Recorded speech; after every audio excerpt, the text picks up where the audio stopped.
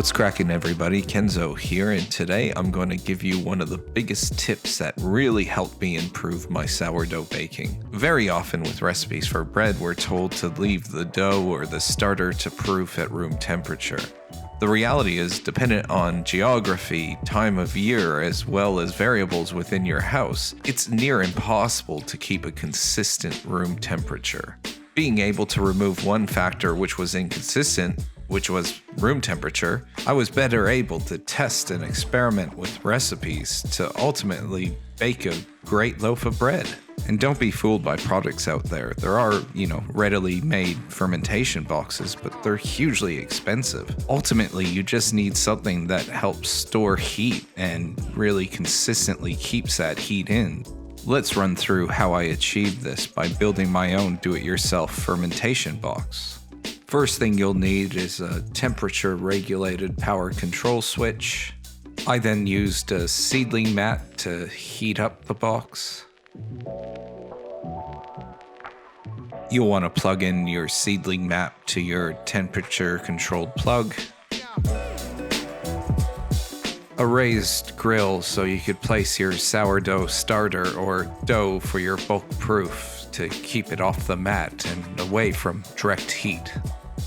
A styrofoam box that fits your mat.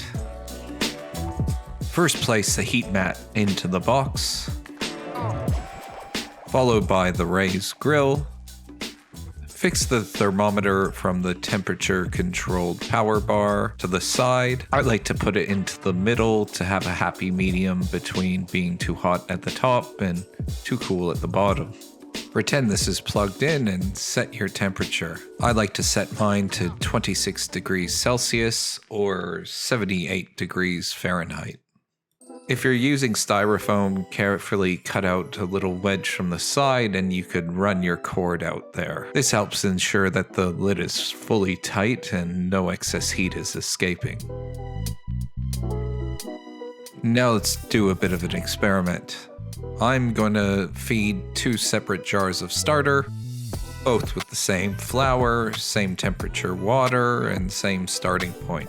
I'm mixing in 75 grams of whole wheat flour, 75 grams of lukewarm water, which I've kept out for a number of hours, and 75 grams of my already active starter. I'm going to label each one as outside and box to denote the one in our fermentation box. I'll also place the tape about level to where the starter is at so we could pretty easily see whether or not it has doubled or any size increases as we go. Now to check in, we're about at the 2-hour mark.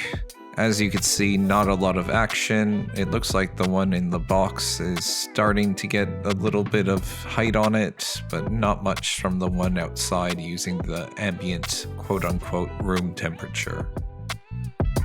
Fast forward 3.5 hours and we could see the sourdough starter in our proofing or fermentation box is really taken off. And the one left outside in our kitchen is not showing so much activity.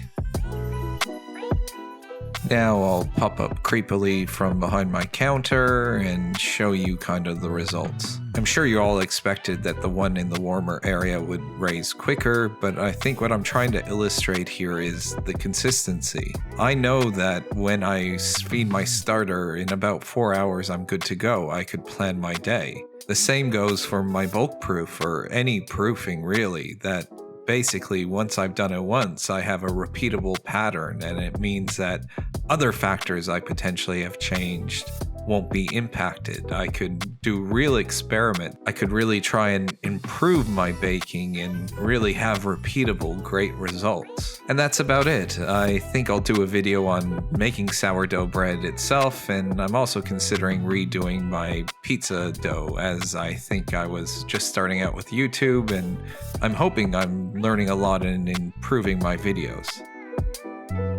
Obligatory hello from Winston. Thanks again for staying this long, and I'll throw in the obligatory like, comment, and subscribe. And see you next time. This has been Cooking with Kenzo.